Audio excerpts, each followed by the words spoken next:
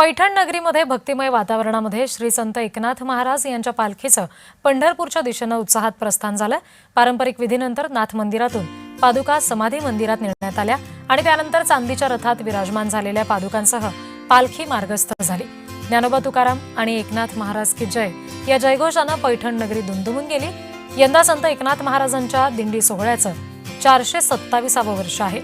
जवळपास 285 किलोमीटरचा 19 दिवसांचा पायी प्रवास करून ही पालखी 24 जुलै रोजी पंढरपूरमध्ये दाखल होणार आहे। वाटेत 5 रिंगण सोहळे पार पडणार आहेत।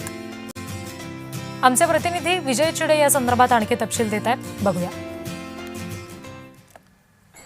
श्री संत एकनाथ महाराज यांची पालखी जी आहे ती आता नुकतेच पैठण या ठिकाणाहून आता पंढरपूरच्या दिशेने रवाना झालेली आहे। सध्या आपण बघू शकतो ही श्री संत एकनाथ महाराज यांची पालखी आहे आणि ही दिंडी जी आहे ती 437वं वर्ष जे आहे ते या दिंडीच्या वर्ष असल्याचं आपल्याला पाहायला मिळतं। आणि या दिंडीमध्ये जर बघितलं तर 30,000 पेक्षा अधिक वारकरी संप्रदाय जो आहे तो सहभागी असणार आहे। आणि आज सकाळपासून पैठण नगरी संपूर्ण दुमदुमल्याचे आपल्याला पाहायला मिळत आहे।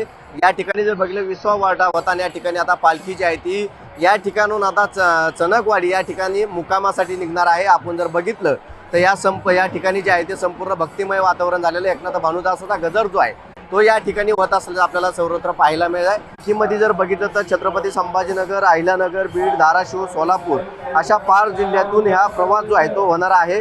तब्बल 285 किलोमीटर मार्ग जो आहे तो हे पालखी संपन्न करणार आहे। 19 दिवसाचा हा संपूर्ण प्रवास जो आहे तो असणार आहे आणि 24 जुलै रोजी पंढरपूर या ठिकाणी ही पालखी जाणार आहे।